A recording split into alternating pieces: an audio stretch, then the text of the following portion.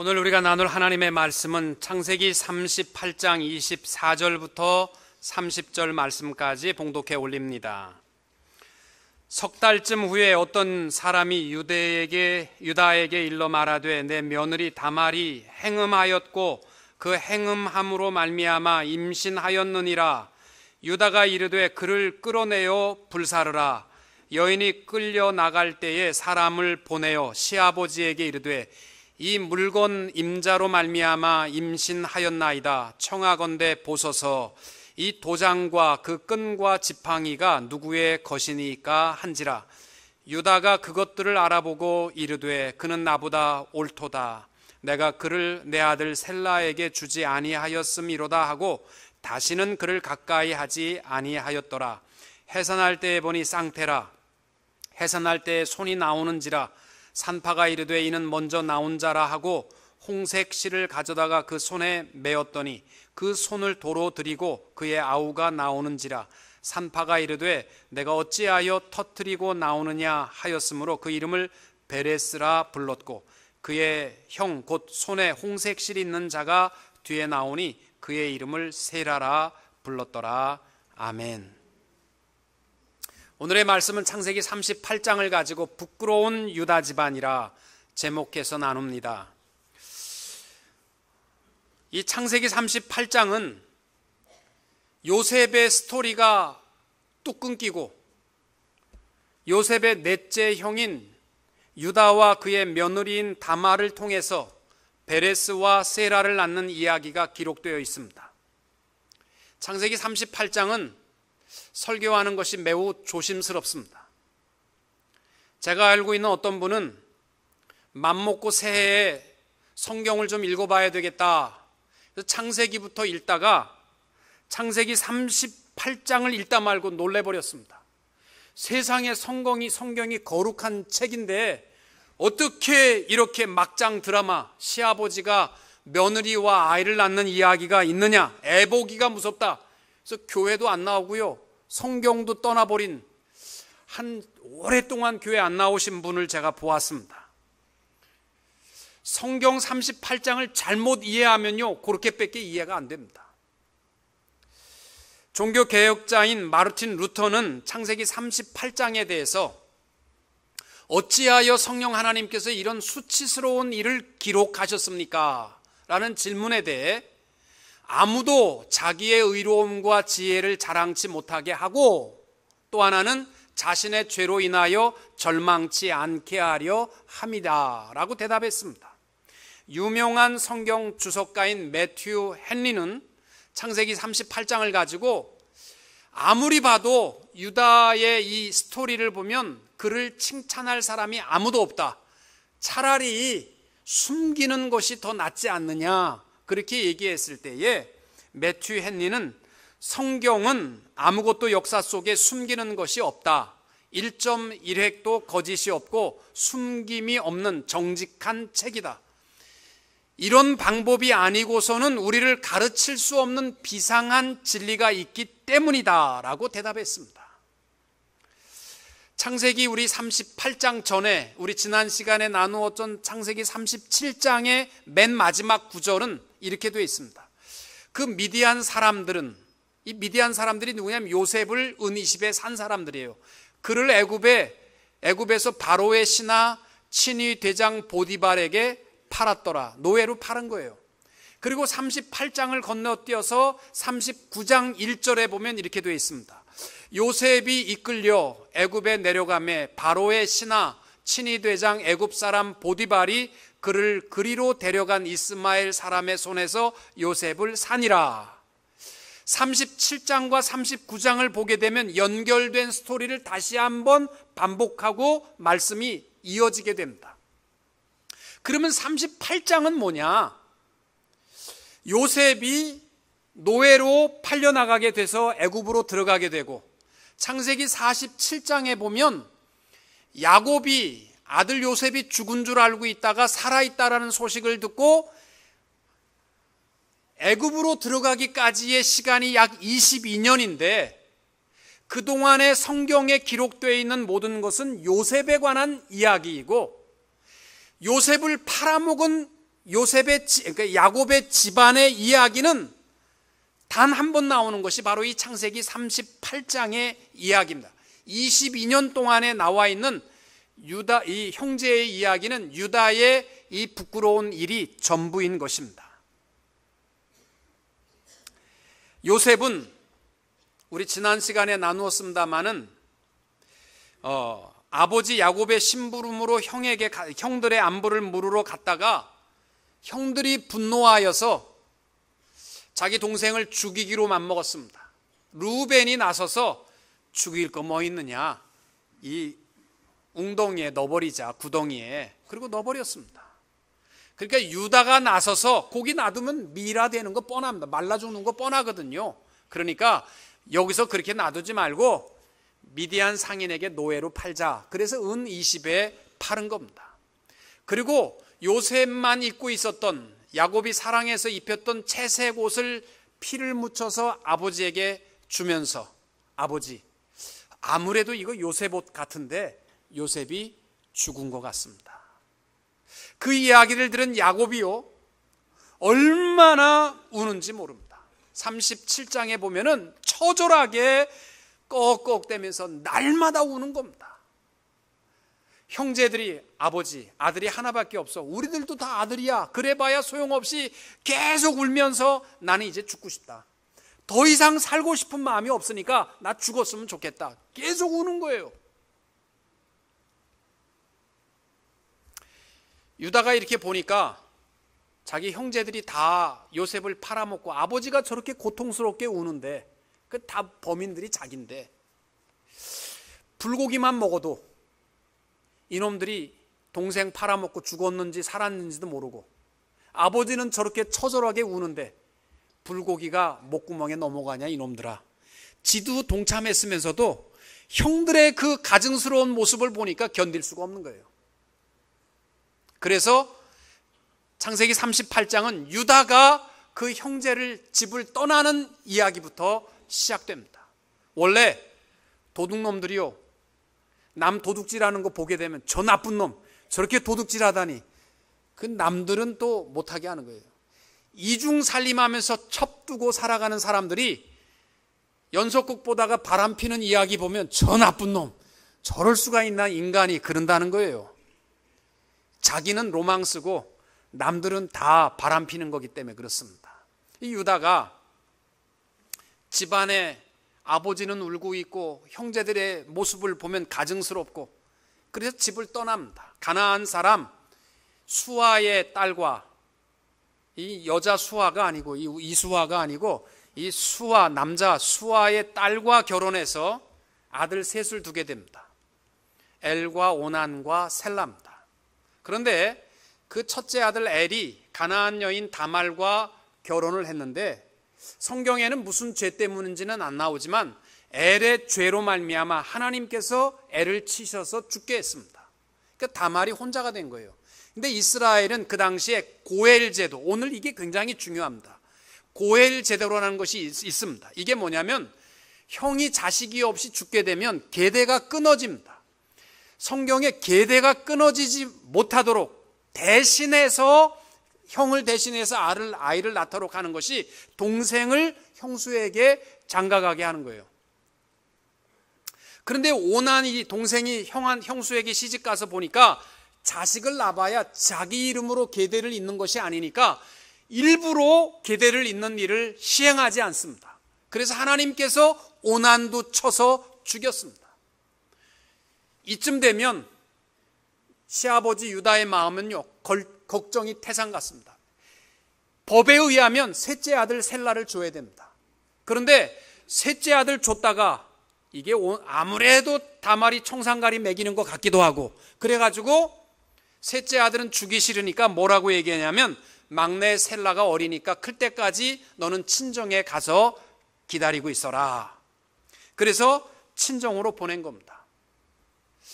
말이 어른이 될 때까지 기다리라는 이야기지, 사실은 내 막내는 못 주겠다는 거예요. 계대의 법이 하나님이 정하셨지만 이거 못 지키겠다는 겁니다. 아무리 봐도 셀라를 줄 생각을 안 하거든요. 그러면 그 고엘, 이 계대를 잇는 레비트 제도에 의하면 첫째 아들이 죽었으면 둘째 아들이 죽었고, 그러면 셋째 아들이 가야 되는데 셋째 아들이 감당치 못하게 하면 그 다음 차례는 유다예요. 유다가 딥나에 온다라는 소식을 듣고서 이 며느리 다말이 이 과부복을 벗어버리고 창녀복으로 변장을 했습니다. 그리고 유다를 유혹하여서 관계를 맺고 임신을 하게 됩니다. 자기 며느리가 두 아들을 죽였으니 얼마나 속상하겠습니까? 근데 임신했다라는 소식을 듣자마자 크게 분노하면서 당장에 그 엑스를 불에 태워 죽이라고 소리를 쳤습니다. 그때 다말이 나로 임신케 한 사람은 이 사람입니다. 그리고 그때 유다에게 뺏어 두었던 그의 도장을 목에 묶고 있던 끈과 그리고 그의 지팡이를 바로 이 사람이 나로 임신하게 했습니다. 그 얘기를 듣자마자 그는 나보다 옳다. 여러분, 그거 우리는 이해 못해요. 고엘 제도를 잘 알으셔야 이해할 수 있는 겁니다. 내가 고엘을 끊으려고 했는데, 계대를 잇는 결혼을 끊으려고 했는데 그가 고엘을 이루어 나갔다라는 인정입니다. 그래서 다말이 쌍둥이를 베레스와 세라를 낳게 됐습니다. 마태복음 1장 1절을 보시면은 예수님의 족보에 대한 이야기로 신약 성경은 시작됩니다. 아브라함과 다윗의 자손 예수 그리스도의 계보라. 아브라함이 이삭을 낳고 이삭은 야곱을 낳고 야곱은 상식적으로 우리가 가지고 있는 4대 족장은 요셉입니다. 그래서 사실은 야곱은 요셉을 낳고 이렇게 대표적인 족장이 나와야 되는데 예수님의 족보에는 유다와 그의 형제들을 낳고 유다는 다말에게서 베레스와 세라를 낳고 베레스는 헤스론을 낳았다. 이렇게 해서 다윗의 왕조가 이루어지고 예수 그리스도의 세계가 열리게 되었음을 말씀하고 있습니다. 오늘 여러분이 만약 인간적인 눈으로만 시아버지가 어떻게 며느리랑 애를 낳을 수 있나 이 막장 드라마로 보시면 절대로 본문을 이해 못합니다. 이 계대를 잇는 고엘 제도에 대해서 이해를 하시고 하나님께서 이 제도를 통하여 우리에게 주시고자 하는 말씀이 무엇인가 그 중심을 놓치지 않는 성도님들이 될 수 있기를 축복합니다. 첫째, 본문 38장이 주는 가장 중요한 내용은 고난이 결코 나쁜 것이 아니다라는 것입니다.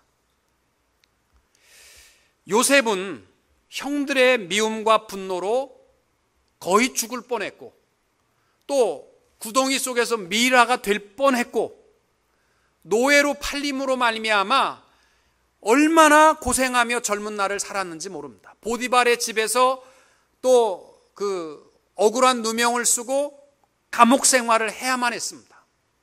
그런데 동생을 팔아먹은 형제들은 어떻게 되었느냐? 그 대표적인 이야기가 유다의 이야기예요. 팔아먹은 형제들은 목구멍에 불고기가 넘어가고 아버지가 울든지 말든지 가증스럽게 보일 만큼 잘 살았다는 거예요.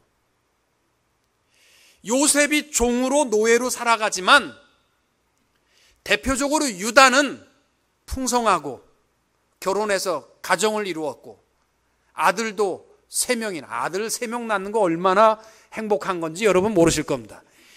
아들을 3명이나 낳고 행복하게 살았다는 거예요.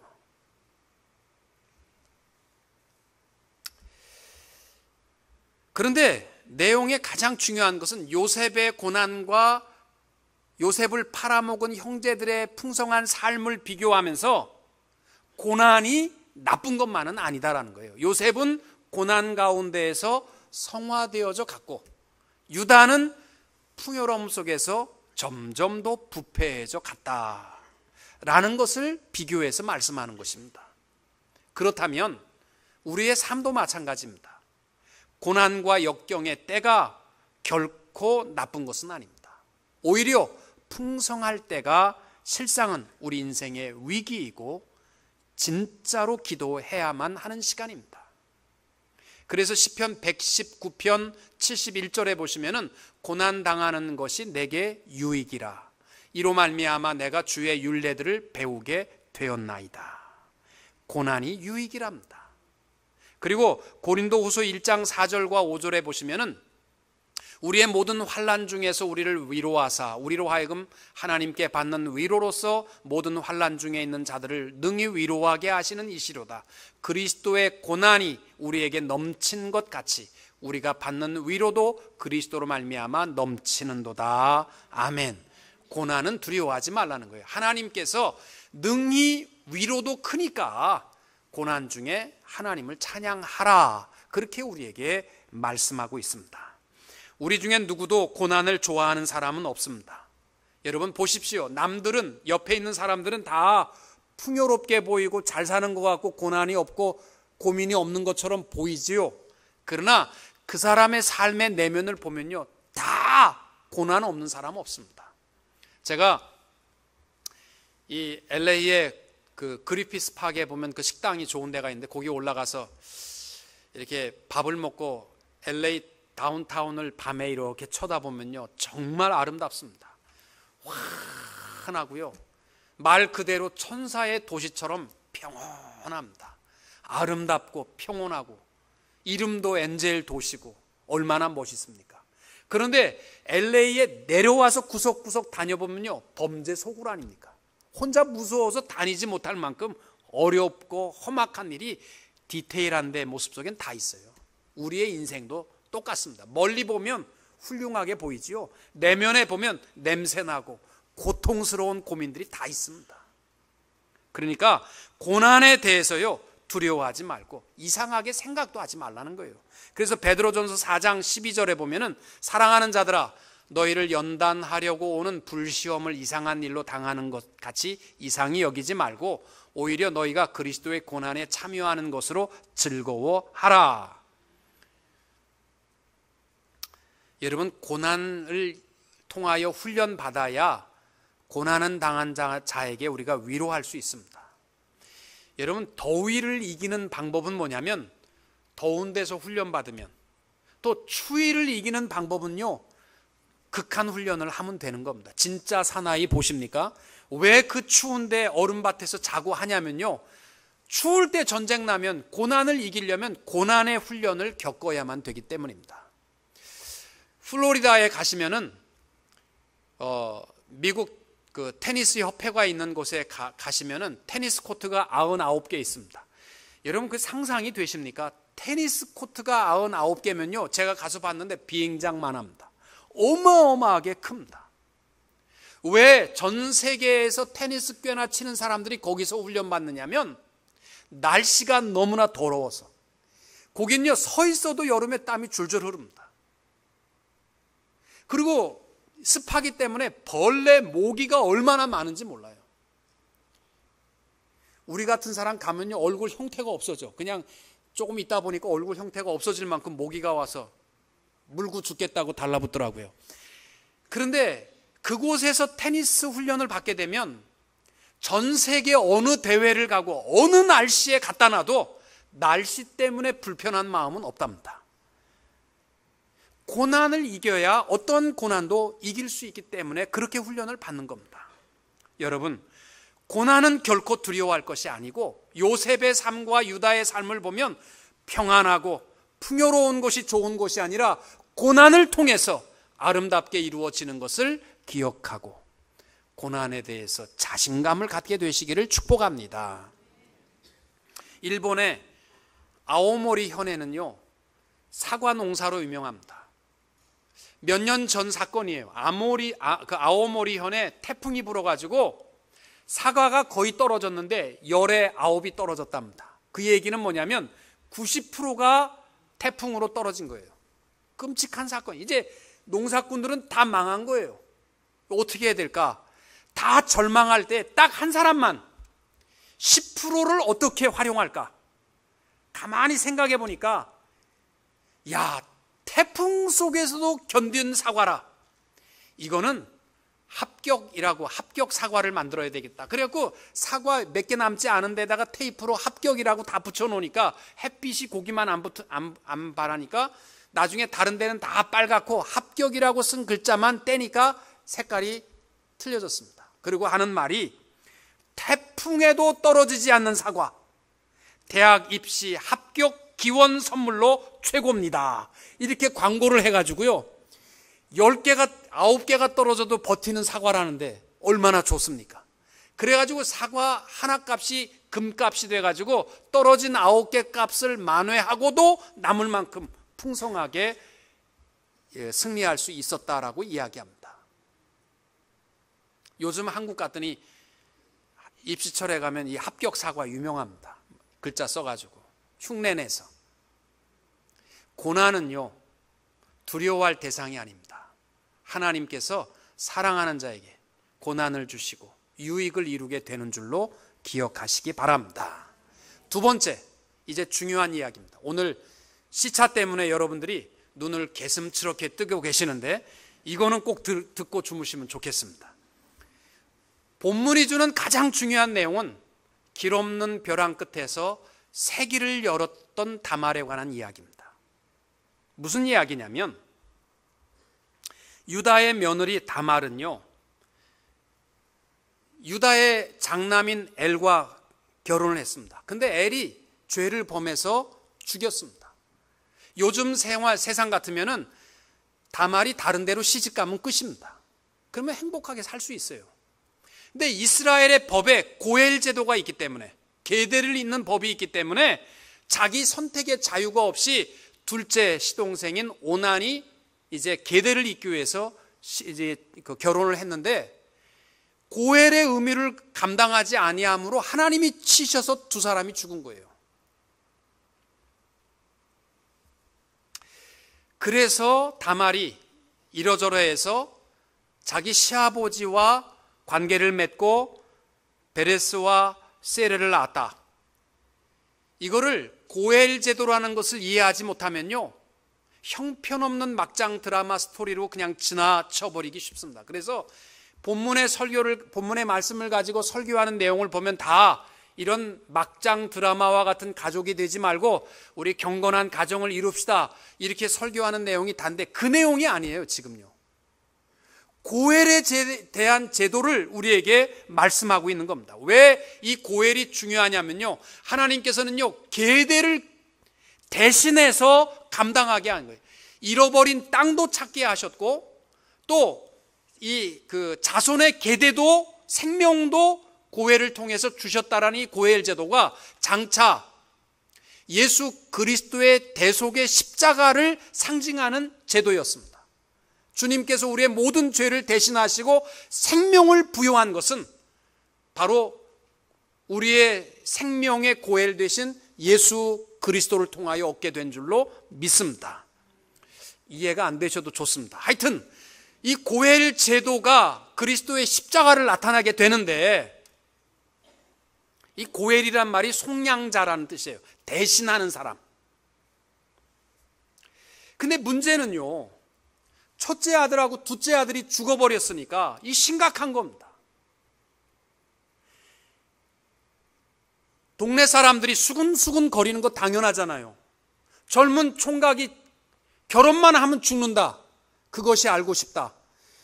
뭐 보험은 얼마나 들었는지 요새 그것이 알고 싶다 보면 다 그 내용이더라고요. 남편 이름으로 보험 들었다가 10억 타고 죽이고 그런 사건이 있던데, 이건 국립과학수사연구소에서 나와서 수사해야 될 내용이에요.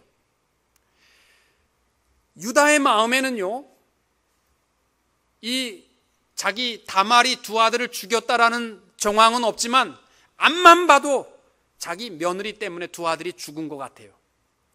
셋째 아들도 법에 의하면 계대를 잇기 위해서 줘야 돼요. 셀라도 줘야 되는데 이거 줬다가는 자기 아들이 다 죽게 생겼거든.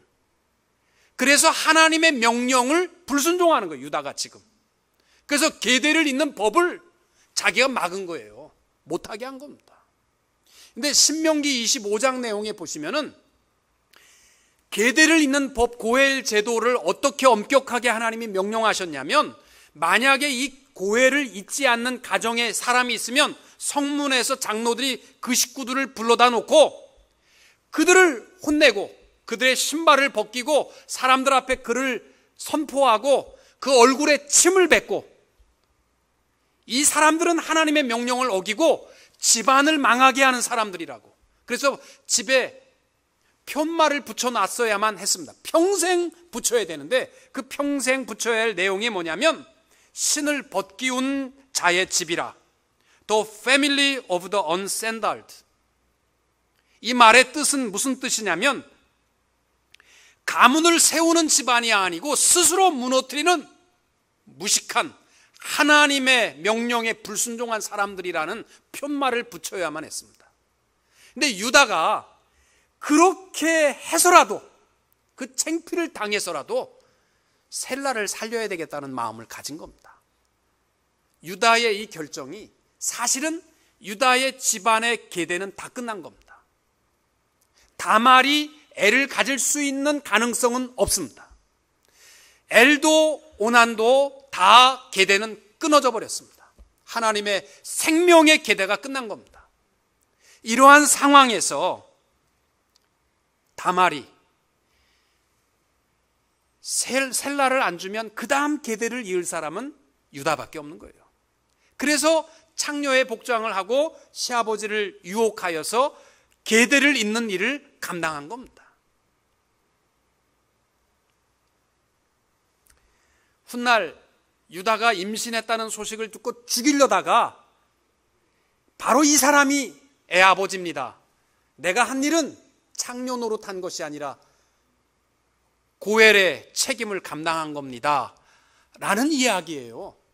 여기에 대해서 그가 나보다 옳도다라고 인정한 겁니다. 이 이야기가 무슨 내용이냐면 콩가루 집안 시아버지와 며느리의 관계성을 지금 얘기하는 것이 아니라 길이 다 끊긴 거예요. 마지막 다말에게 있어서 유다 집안에게서는 벼랑 끝입니다. 더 이상 길이 없습니다. 이제는 절망이고 포기할 것밖에 없는 거예요. 아, 이제 끝났다. 누가 욕해도 뭐 집안이 무너졌다 해도 이제는 끝났다라는 마지막 길이 다 끊겨진 그 자리에 다말이 길을 하나 열어놓은 겁니다. 그 길을 열어놓은 사건이 바로 이 유다와의 관계에서 낳은 베레스의 사건이에요. 끊긴 길을 벼랑 끝에서 또 하나의 생명의 길을 열어놓은 것이 다말입니다. 오늘 내용이 그거예요. 이 길이 무슨 길인지 아십니까? 우리의 구원의 길이 된 줄로 믿습니다. 요한복음 14장 6절에 보시면은 예수께서 가라사대 내가 곧 그 길이요 그 진리요 그 생명이니 나로 말미암지 않고는 아버지께로 올 자가 없느니라 라고 말씀하셨습니다. 그 길이 어떻게 얻어진 겁니까? 끝없는 벼랑 끝에서 다말이 열어놓은 그 길을 통해서 온 인류가 구원과 생명의 길로 나아가게 된 줄로 믿습니다. 그래도 졸리십니까? 저는 굉장히 지금 중요하게 얘기했습니다. 여러분 이런 얘기 들어보셨습니까? 사랑이 끝난 곳에서도 사랑으로 남아있는 삶. 그래도 잠이 안 깨십니까? 저는 이 이야기 들으면요 막 소름이 쫙 끼쳐. 저놈이 나를 버리고 못된 놈이 나를 괴롭게 할지라도 나는 끝까지 사랑으로 남는 것. 너무 멋있는 말 아닙니까? 길이 없는 벼랑에서 길을 여는 사람. 우리 성도들이 이렇게 됐으면 좋겠습니다.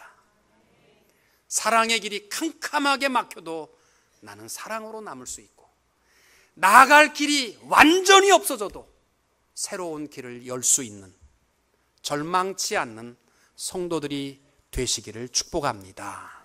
마지막으로 정죄와 오해를 버리자는 겁니다. 이 유다가 38장에서 보여주는 스토리는 다 오해입니다. 사랑하기 때문에 갖는 오해가 있습니다. 자기 아들 엘과 오난이 자기들 죄 때문에 죽었는데 유다의 마음에는 이 다말 때문에 죽은 줄 알았습니다. 이게요 사실은 다말에게는 큰 고통입니다. 우리들도 편견과 오해를 갖는 가장 중요한 대상이 우리 자식들입니다. 우리 새끼들이 나가서 사고를 치고 범죄를 해도요, 부모들은 다 뭐라고 얘기하냐면 내 새끼는 착한데 그 친구 그놈이 잘못돼서 그놈 때문에 내 아들이 그렇게 됐다고 얘기하는 거예요. 여러분은 안 그런지 모르지만 저는 그렇게 합니다. 내 아들은 착해요.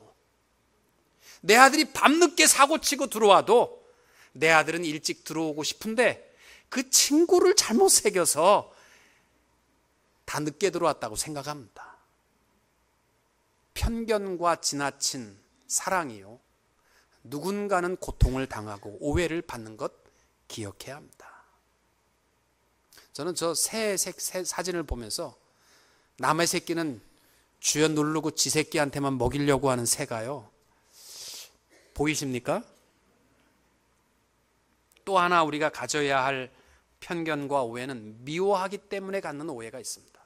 사람이요, 이상하게 미운 마음이 생기면요, 한마디만 들으면 죽일 X가 되는 거예요.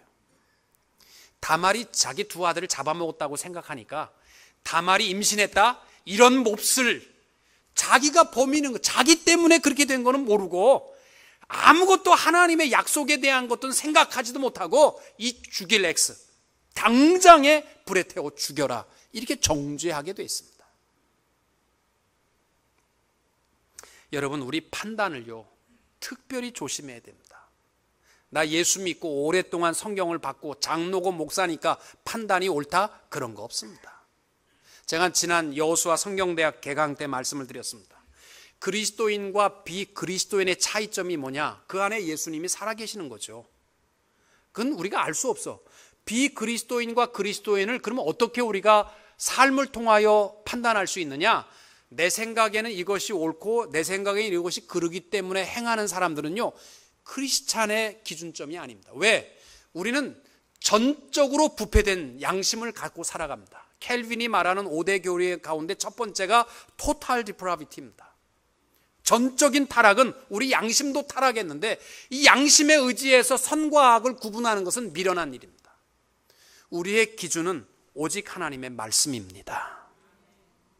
하나님의 말씀을 기준해서 생활하는 사람들이요, 이 시대에 안 맞는다 할지라도 이 시대에 전 세계가 동성애에 대해서 다 괜찮다라고 얘기할지라도 성경이 도래쳐 죽이라고 하는 죄라고 하면 죄인 거예요. 전적인 기준은 하나님의 말씀, 이것이 그리스도인의 삶이 되는 줄로 믿습니다. 오늘 창세기 38장에 유다와 다말의 관계성을 인간의 눈으로 보면 막장 드라마로 끝납니다. 그러나 하나님의 고엘 계획, 다 끝나버린 끝없는 벼랑 끝에서 또 하나의 길을 열어가는 이 계대를 잇는 다말의 용기, 이것이 오늘 말씀의 중심이 되는 것입니다. 유다가 오늘 말씀해 보면 착한 일한 거 하나도 없는데 딱 하나, 멋있다, 유다가 이거 멋있다 하고 하는 것이 딱 하나 나옵니다. 다말이 죽을 자리까지 가면서 계대를 잇는, 자기의 집안의 계대를 끊기지 않게 한 일에 대해서 She is more righteousness than I, 나보다 며느리가 훨씬 훌륭하다, 이 인정하는 말, 이거 쉬운 거 아닙니다. 시아버지가 며느리한테 그거 할 수 있어요? 잘 못합니다. 그래도 내가 시아버지인데. 오늘 일주일 동안 이 멋있는 말은 좀 배웁시다. 그래서 집에 가셔서 자녀들에게도, 야, 암만 생각해도 아들아, 네가 나보다 훨씬 더 훌륭한 것 같다, 요 말도 한번 하시고, 부부간에도 또 설교 듣고 하니까 뭐 별로 감흥은 없으시겠지만 당신이 나보다 훨씬 낫습니다. 또 직장에서 우리 집에서 일하는 종업원들에게도 맨날 시키기만 했는데 이번 주에는 한번 합시다. 호세야, 네가 나보다 훨씬 낫다, 이거 한번 합시다. 멋있는 말. 그래서 우리 어떤 고난에도 두려워하지 말고 끝없는 이 길없는 벼랑 끝에서 또 하나의 생명의 길을 열며